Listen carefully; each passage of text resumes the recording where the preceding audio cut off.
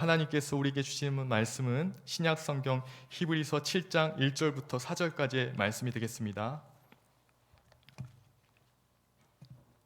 히브리서 7장 1절부터 4절까지 말씀을 교독해서 받들어 봉독하겠습니다. 제가 1절, 3절, 우리 성도님들 2절, 4절 이렇게 교독으로 말씀을 봉독해 올리겠습니다. 이 멜기세덱은 살렘 왕이요 지극히 높으신 하나님의 제사장이라 여러 왕을 쳐서 죽이고 돌아오는 아브라함을 만나 복을 빈 자라.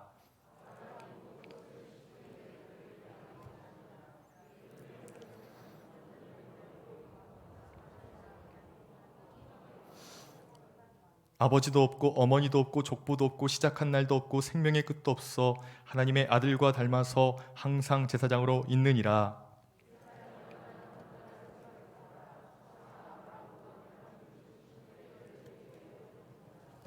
아멘.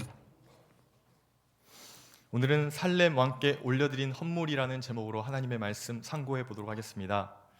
오늘 설교의 본문이 속한 히브리서는 이 서신서가 지니고 있는 중요도가 제대로 평가받지 못하고 있는 공동 서신에 해당합니다.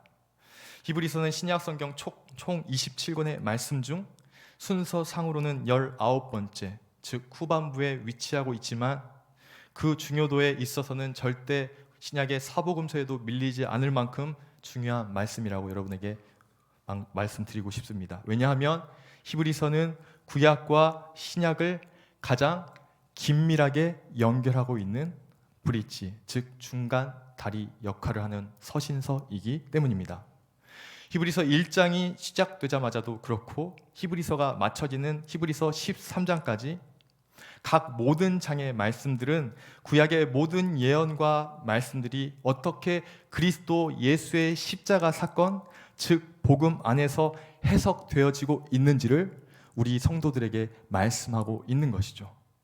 자, 이렇게 히브리서는 1장부터 13장까지 모든 말씀들이 구약과 신약을 연결하는 중간다리 역할을, 브릿지 역할을 아주 분명히 감당하고 있기 때문에 여러분들이 구약 성경을 읽으면서 이 구약 성경의 말씀을 오늘 우리의 현재의 삶에서 어떻게 이해해야 하는가라는 고민을 가질 때 여러분들이 어디로 가면 된다고요? 히브리서를 펴면 되는 거예요.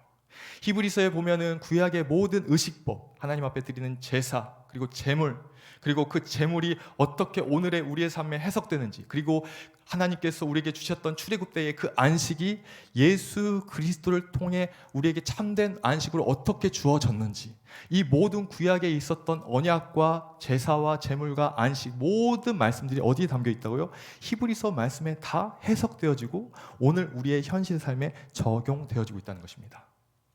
약 2개월 전부터 제가 담당하고 있는 우리 청년부 새가족 팀에서는요, 새가족 형제 자매들을 대상으로 4주간 신앙 교육을 시키고 있습니다. 첫 주 기독교란 무엇인가, 2주차 예배란 무엇인가, 3주차 헌금이란 무엇인가, 4주차 순모임이란 무엇인가라는 주제를 가지고 순모임 이후에 저와 간사님, 팀장 그리고 새가족 우리 팀원들이 새가족 교육을 진행해 오고 있습니다. 그런데 제가 보니까 새로 나온 청년들뿐만 아니라 기존에 모태신앙을 가지고 있었던 청년들, 그리고 오랫동안 교회 생활을 하고 있었던 청년들도 예배가 무엇인가, 헌금이 무엇인가, 왜 순모임을 해야 하는가에 대해서 의문점을 가지고 궁금함을 가지고 있는 청년들이 생각보다 너무 많더라고요. 특히나 요즘 신앙생활 영역에서 유튜브와 온라인 SNS에 가장 핫하게 올라와 있는 내용들 중에 단연 1위는 무엇입니까? 여러분 잘 아실 거예요. 헌금에 관한 부분, 11조에 관한 내용입니다. 때로는 바른 목적을 가지고 만들어진 공식적인 기독교 사이트에서 올려진 여러분 신앙에 정말 유익한 영상들도 있어요. 저도 많이 보거든요. 좋은 영상들도 있다고요. 그런데 적지 않은 많은 영상들이 자극적인 제목과 주제들을 올려놓고 이 코로나 때의 영과 육이 지쳐있는 방향성을 잃은 신앙인들을 향해서 이 낚시꾼들처럼 미혹의 낚시질을 하고 있다는 거예요. 그들은 전혀 성경의 통전적인, 즉 성경 전체적인 해석의 관점과는 상관없이 자신의 주장에 끼워 맞추기 위해서 마치 신천지처럼 억지로 성경 구절들을 뽑아내어서 성도들로 하여금 방향을 잃은 제멋대로의 신앙을 부추기고 있는 것입니다. 여러분, 특별히 예배의 가장 중요한 요소 중에 하나인 헌금에 관한 가르침은 너무 중요합니다. 왜냐하면 헌금은 우리가 드리지만 그 헌금 안에 담긴 정성과 마음을 받으시는 분은 우리가 아니에요. 하나님이시죠. 헌금에 관한 말씀을 전하고 가르칠 때는 오랫동안 기도로 준비하며 또 성경 전체적인 관점에서 말씀하고 계시는 헌금에 대한 깊이 있는 통찰력 있는 연구를 통해 헌금 설교를 준비해야 하는 것입니다. 이렇게 깊은 연구와 기도로 준비된 설교와 가르침을 통해서 비로소 성도들에게 하나님이 기뻐하시는 예배와 하나님이 원하시는 헌금에 대해서 비로소 가이드라인을 제시해 줄 수 있는 거예요. 그것도 쉽지가 않습니다.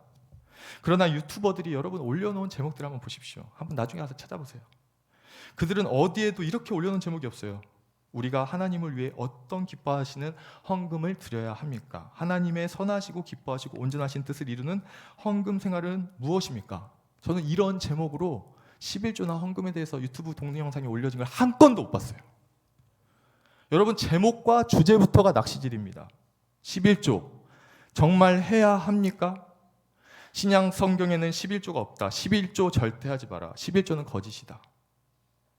여러분, 가뜩이나 신앙이 약해져서 지금 많은 이 코로나 때 성도들이 영적으로 숨을 헐떡거리며 영적 영양분과 용기가 필요하지 않습니까? 우리 성도들에게 바른 말씀이 이 시대에 필요한 거예요. 그런데 마치 하나님의 말씀을 돗대기 시장, 뒷거래 시장에서 불법적으로 사고 파는 물건처럼 팔아먹는 수많은 유튜버, 사꾼, 목사, 전도사, 평신도들이 유튜버 영상들 장하고 있다는 거예요. 그들은 마치 천군과 백군을 나누듯이 구약과 신약 말씀을 딱 쪼개버립니다. 구약은 율법에서 11조를 하라고 명령하셨고, 신약은 모든 율법으로부터 자유하게 됐으니 이제 11조를 하라는 가르침은 단지 교회의 사역자들을 배불리기 위하고 교회를 위한 잘못된 가르침에 불과하다는 흙과 백의 원리, 구약과 신약을 그냥 딱 반절로 잘라서 하는 주장을 펼치고 있다는 것입니다. 저는 오늘 확실하게 한번 설교를 하려고 해요. 제 돌을 맞더라도 한번 각오를 했습니다. 제가 한 달 반을 준비하면서. 여러분, 우리 누가복음 21장 1절부터 4절 말씀 한번 보실까요? 제가 읽어드릴게요. 예수께서 눈을 들어 부자들이 헌금함에 헌금 넣는 것을 보시고 또 어떤 가난한 과부가 두렙돈 넣는 것을 보시고 이르시되 내가 참으로 너에게 말하노니 이 가난한 과부가 다른 모든 사람보다 많이 넣었도다. 저들은 그 풍족한 중에서 헌금을 넣었거니와 이 과부는 그 가난한 중에서 자기가 가지고 있는 생활비 전부를 넣었느니라 하시니라. 여러분, 누가복음은 어떤 성경에 속해 있죠? 신약 성경에 속해 있는 말씀인 줄로 믿습니다. 그런데 여러분, 이제부터 신약 성경에서 예수님의 입에서 직접 나오는 헌금과 11조에 대해서 제가 분명하게 성경의 증거를 가지고 살펴볼 텐데 한번 유튜버의 증언들과 비교해서 한번 살펴보십시오. 누가복음 21장에 보면 예수께서 부자들이 헌금함에 헌금 넣는 것을 보십니다. 가난한 자들이 헌금 넣는 것도 보십니다. 다 보시는 것이죠. 그리고 그들이 어떤 형편에서 헌금을 하는지도 예수님은 다 영적으로 아시고 말씀하셨고 그것이 그 말씀이 성경에 그대로 기록되어 저와 여러분이 이 시간 보고 있는 것입니다. 가난한 과부가 어떻게 헌금을 합니까? 두렙돈을 넣었다고 합니다. 우리 오늘의 원화 가치로 하면은 1,000원에서 1,500원밖에 되지 않는 돈입니다. 그것을 넣었음에도 불구하고 예수님은 그 자리에서 뭐라고 주위 모여있는 사람들에게 가르치십니까? 이 과부가 가난한 중에 생활비 전부를 넣었느니라. 두렙돈 1,000원에서 1,500원밖에 넣지 않았는데 이 가난한 과부를 칭찬하십니다. 이 가난한 과부의 행위를 말씀하십니다. 자, 그럼 제가 성도님들께 묻겠습니다. 구약은 10분의 1, 11조를 가르치고 예수님 말씀에 의거하면 신약은 10분의 10 생활비 전부를 가르치셨습니다. 자, 질문 하나 드리겠습니다.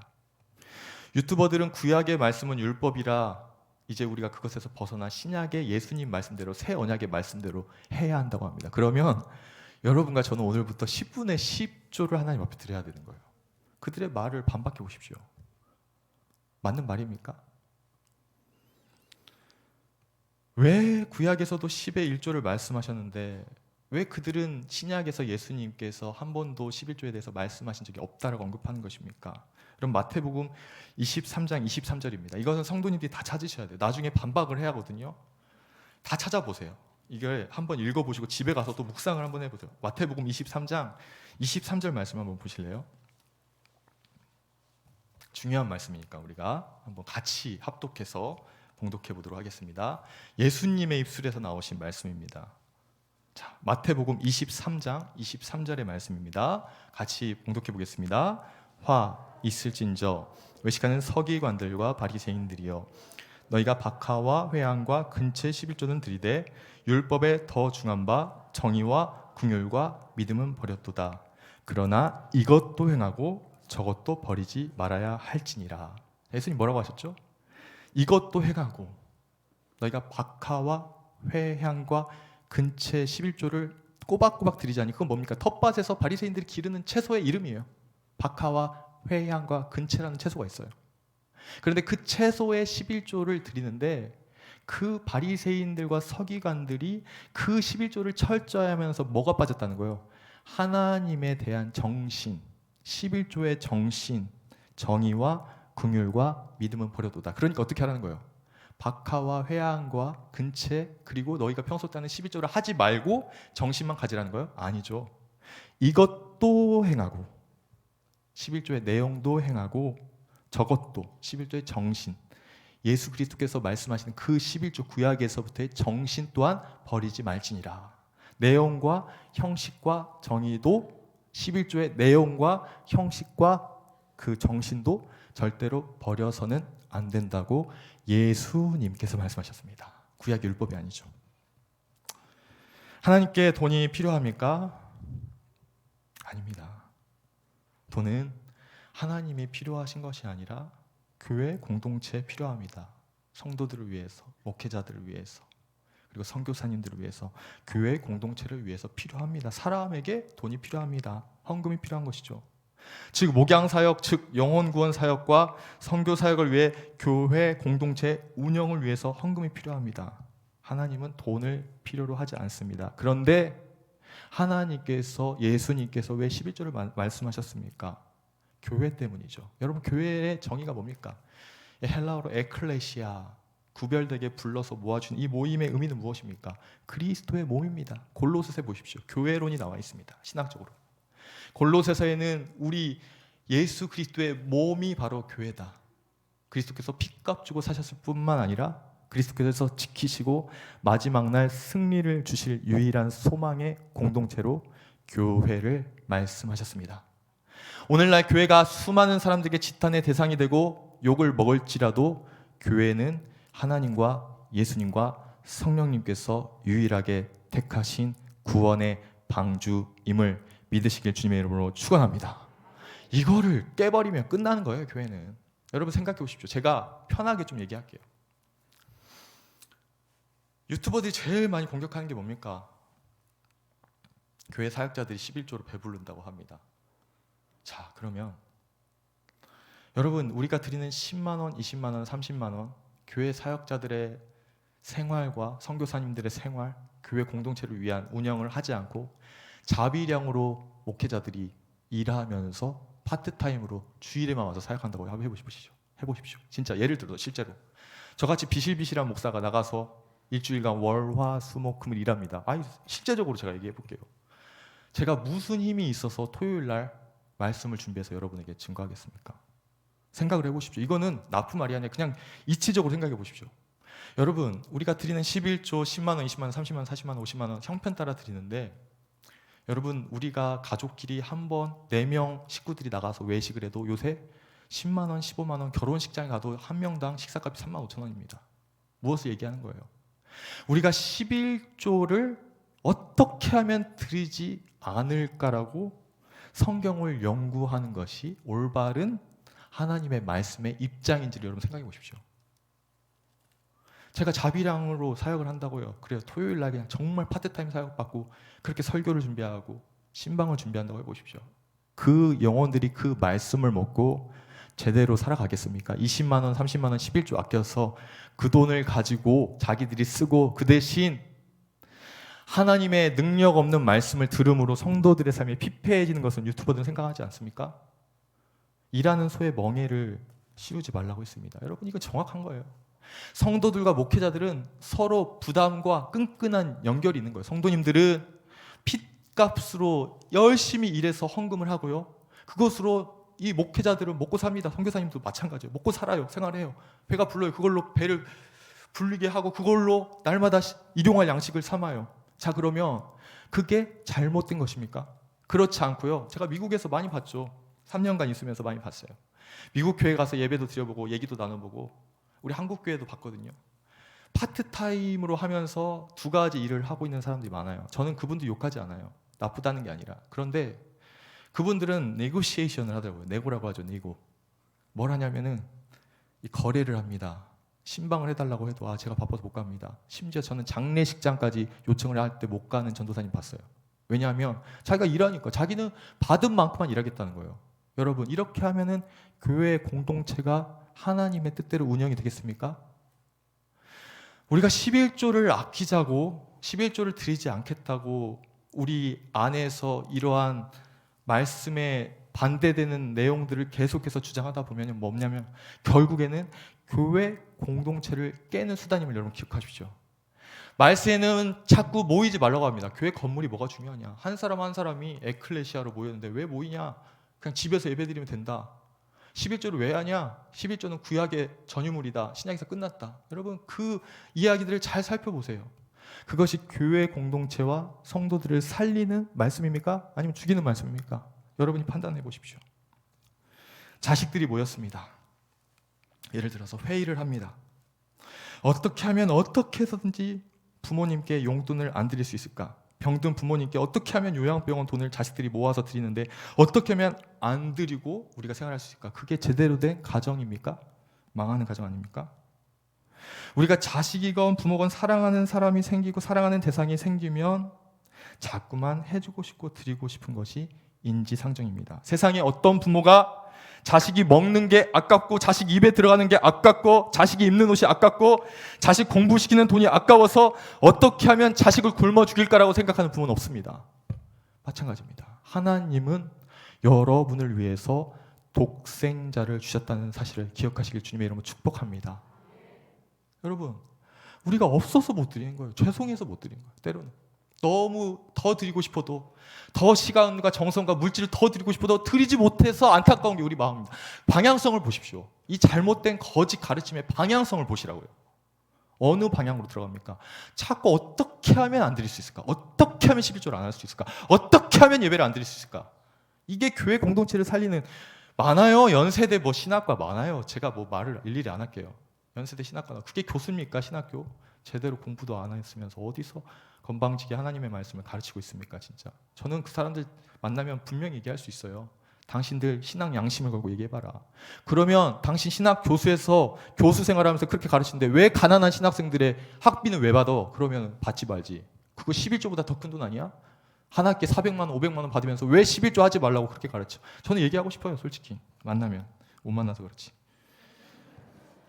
바른 말씀의 가르침보다요. 조회수와 구독수를 올리기 위해 그분들 꼭 그러거든요. 끝날 때 좋아요 눌러주시고 구독 눌러주세요. 목회자로서 참 한심합니다. 전도사 평신도들도 있지만 무엇이 위에 있는지 진리의 성경을 가르치는 것이 위에 있는지 자기 구독수와 좋아요를 누르는 것이 위에 있는지 그들은 하나님 앞에 나중에 나아가면 회개해야 할 것입니다. 그래서 제가 오늘 구약 성경과 신약 성경을 브릿지로 연결하고 있는 이 히브리서 말씀을 가지고 온 거예요. 정확하게 구약과 신약에서 통전적으로 전체적으로 하시는 하나님의 말씀을 여러분하고 제가 오늘 한번 잘 살펴봐야 되는 거예요. 자, 히브리서 7장 1절 말씀 보십시오. 제가 읽어드릴게요. 이 멜기세덱은 살렘 왕이요 지극히 높으신 하나님의 제사장이라 여러 왕을 쳐서 죽이고 돌아오는 길에 아브라함을 만나 복을 빈 자라. 히브리서 7장의 역사적인 배경은 신약이 아니라 창세기 14장의 말씀입니다. 여러분 잘 아시죠? 어떤 사건이 일어납니까? 이 소돔과 고모라 땅이죠. 요단 동편에 있는 땅이 비옥하니까 어때요? 북부에 있는 4개국 연합국이 늘 끊임없이 아래로 내려와서 5개국 연합국의 나라를 침범합니다. 그래서 12년 동안 조공을 바치죠.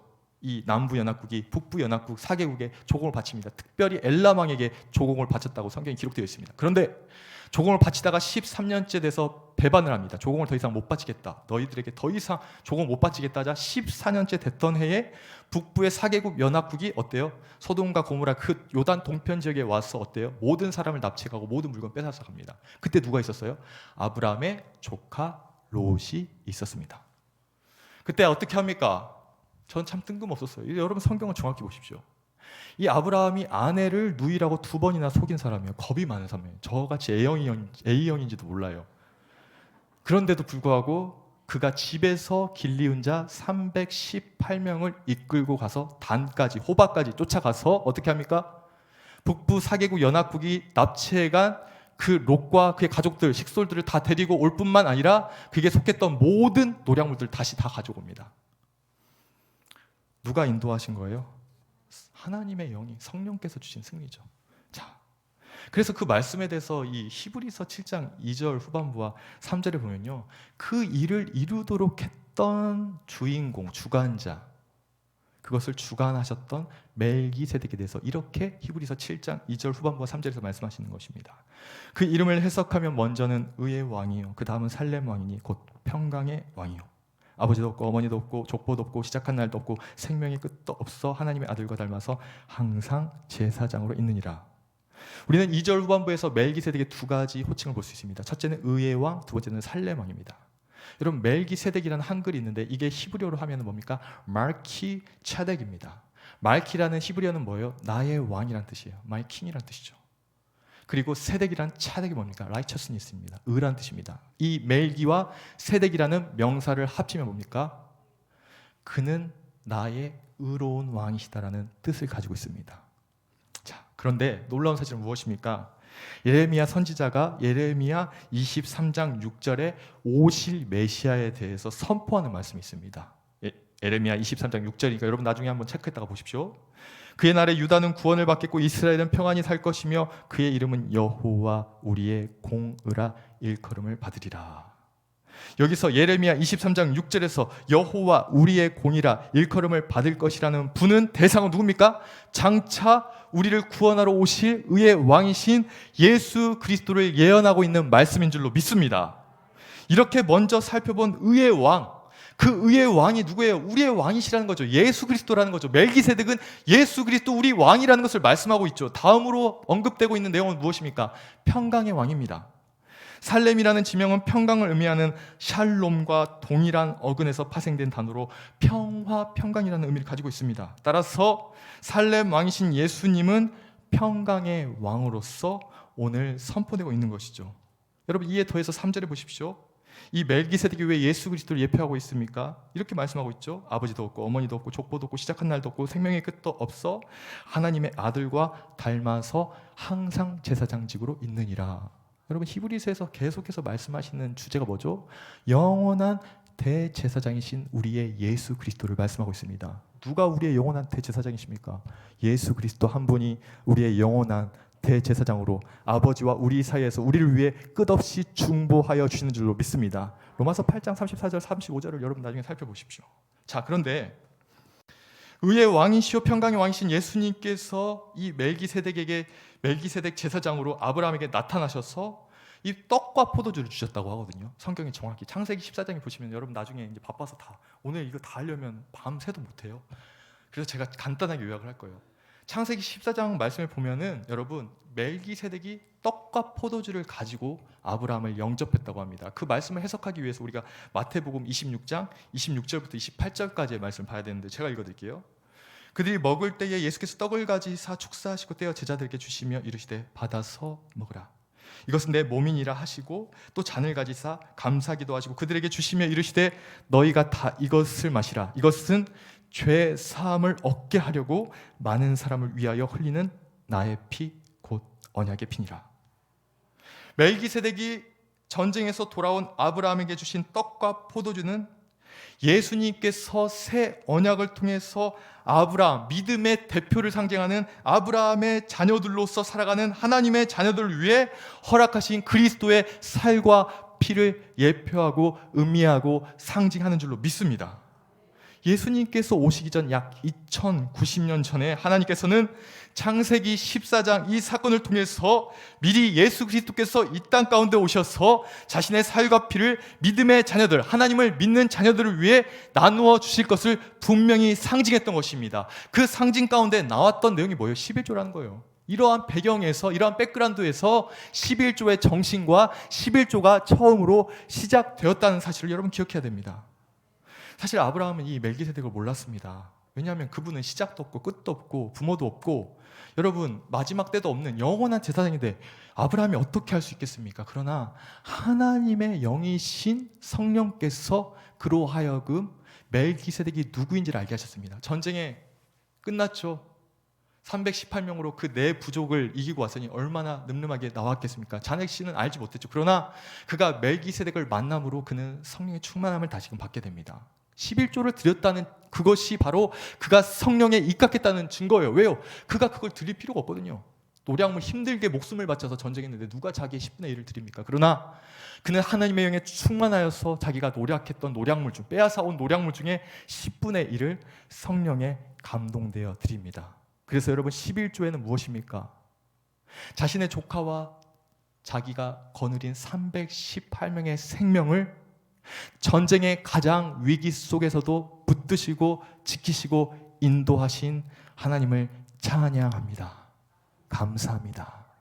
내 생명이 여호와로 인하여 보전되었습니다. 여러분 이것이 바로 11조 헌금에 담긴 11조의 정신이고 마음인 줄 믿습니다. 우리가 알고 드렸으면 좋겠어요. 하나님 앞에 드릴 때 알고요. 하나님은 11조 본문이 시작되는 3장 말라기 3장 7절에서 아주 중요한 말씀하셨습니다. 뭐라고 말씀하셨냐면 11조를 해라, 뭐 어떻게 시험해라 그 말씀하기 전에 3장 7절 첫 번째로 뭐라고 말씀하신 줄 아세요? 여호와께 돌아오라고 말씀하셨어요. 여호와께 돌아오라. 우리가 11조 헌금에 앞서서 더 중요한 게 뭔지 아세요, 여러분? 가장 중요한 것은 무엇입니까? 우리 성도님들 너무 잘 아시잖아요. 하나님과의 관계의 회복입니다. 하나님은 말라기에서 포로 귀환 후 성벽과 성전을 건축하고 수고했잖아요. 그러나 믿음을 잃어버리고 11조를 드릴 때 병든 것, 저는 것, 눈먼 것을 드린 그들에게 찾아가셔서 얼른 11조를 정상적인 것으로 해라고 먼저 말씀하시지 않고 여호와께 너희의 마음을 돌이키라고 말씀해 주신 줄 믿습니다. 여러분 우리가 마음이 하나님께 돌아가야 해요. 마음이 하나님과의 관계에서 회복이 돼야 하나님 앞에 드리는 것이 아깝지 않습니다. 그런데요 하나님과 관계가 깨지면요 몇 번을 세게 돼요. 헌금할 때 무엇이 우선입니까? 하나님과의 관계가 우선입니다. 예배가 우선되지 않고 11조나 그 헌금은 뒤로입니다. 우리 사랑하는 인해교회 성도 여러분, 오늘 11조에 담긴 정신은 무엇입니까? 11조에 담긴 의가 무엇입니까? 하나님께서 회복하라는 의가 무엇입니까? 하나님과의 관계, 하나님을 향해 가졌던 너희가 바벨론 포로에서 돌아왔을 때 4달이 걸려서 약 120일이 걸리면서까지 돌아왔을 때 너희가 가졌던 그 마음, 하나님을 향한 사랑의 마음, 주의 성전을 향한 사랑의 마음을 회복하라 말씀하여 주신 줄로 믿습니다. 그게요 11조 첫 번째 원리예요. 하나님 앞에 돈을 바치라는 게 11조의 첫 번째 원리가 아닙니다. 우리의 마음을 먼저 하나님 앞에 드려야 한다는 것입니다. 사랑하는 성도 여러분, 출애굽기 13장 1절부터 2절까지 보면 이런 말씀이 있어요. 여호와께서 모세에게 일러 이르시되 이스라엘 자손 중에서 사람이나 짐승을 망론하고 태에서 처음 난 모든 것들은 다 거룩히 구별하여 내게 돌리라. 이는 내 것이니라 하시니라. 우리가 출애굽기 13장 1절부터 2절까지의 말씀에서 살펴보는 건 뭡니까? 첫 것을 하나님께 드려라. 첫 짐승의 새끼를 하나님께 드려라. 11조라는 의미는 무엇입니까? 10분의 9는 내가 내 생각과 의지와 계획을 가지고 사용하고 10분의 1만 떼서 하나님께 드린다는 게 아니에요. 10분의 1은 무엇입니까? 첫 것이라는 거예요. 대표성을 가지고 있다는 거예요. 전부를 드리고 싶지만 우리 또한 생활을 해야 하기 때문에 그것을 드림으로 말미암아 우리의 신앙의 고백과 우리가 하나님을 향한 믿음이 여전함을 하나님 앞에 고백하고 증언하는 행위가 바로 이 11조에 담긴 대표성의 원리인 줄로 믿습니다. 왜 이걸 드리는 거예요? 하나님이 먼저 우리를 위해서 11조이신 예수 그리스도를 주셨거든요. 예수님은 첫 것입니까? 아니요. 이 하나님의 독생자 전부였습니다. 할렐루야. 하나님은 전부를 주셨어요.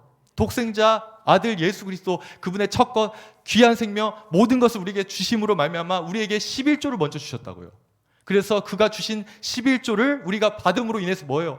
아브라함이 먼저 11조를 드린 게 아니에요. 멜기세덱이 먼저 그에게 포도주와 떡을 주심으로 자기의 살과 피를 주심으로 말미암아 내가 너의 인생의 전쟁 가운데 너와 함께하였고 너의 전쟁의 모든 순간을 감찰하였고 내가 너를 돕고 너를 바라보고 있었다는 것을 증명하신 것처럼 하나님께서 먼저 저와 여러분을 사랑하시고 은혜 주시고 지금까지 지켜주셨으니 우리가 고백하는 것은 단지 뭡니까? 대표성에 올린 거예요. 하나님 다 주님의 것입니다. 그러나 내가 또한 생활해야 되니까 먼저 뛰어서 첫 것을 이것을 대표하여 나의 마음과 몸과 영혼을 하나님께 드리기 원합니다.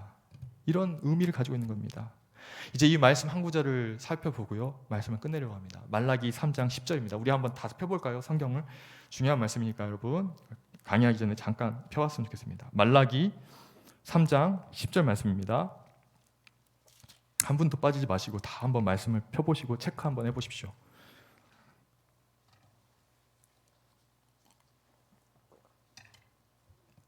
우리 함께 말라기 3장 10절 말씀 함께 봉독해 올리도록 하겠습니다. 만군의 여호와가 이르노라 너희 온전한 11조를 창고에 들여 나의 집에 양식이 있게 하고 그것으로 나를 시험하여 내가 하늘 문을 열고 너에게 복을 쌓을 것이 없도록 붙지 아니하나 보라. 그럼 10절에 온전한이라는 단어에 주목해 보십시오. 여기서 온전한이라는 단어는 히브리어로 콜이라는 단어입니다. 이 단어는 모두, 전부, 전체라는 의미를 가지고 있습니다. 당시 말라기서 배경을 연결해서 10절의 의미를 보면 온전한 11조는 곧 참된 11조의 정신을 가지고 하나님 앞에 헌물을 드리라는 의미를 가지고 있습니다.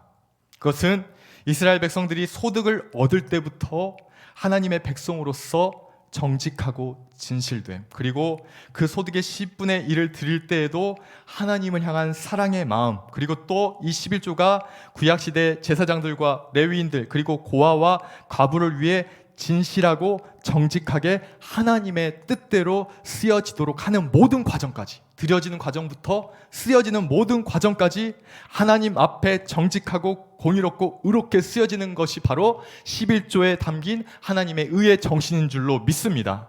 하나님의 영광이 나타나져야 한다는 거예요. 11조가 드려질 때도, 11조가 사용될 때도 우리가 그래서 11조를 드리고 헌금을 드릴 때 이 헌금을 하나님이 받으시도록 기도해야 할 뿐만 아니라 이 헌금이 정말 하나님이 기뻐하시는 것을 위해서 사용돼도 여러분 또한 기도해야 될 책임이 있고 그런 마음이 필요하다는 것이죠. 여러분 또 중요한 한 가지 단어가 있습니다. 여기서 보면은 나를 시험하여 라는 단어가 있죠.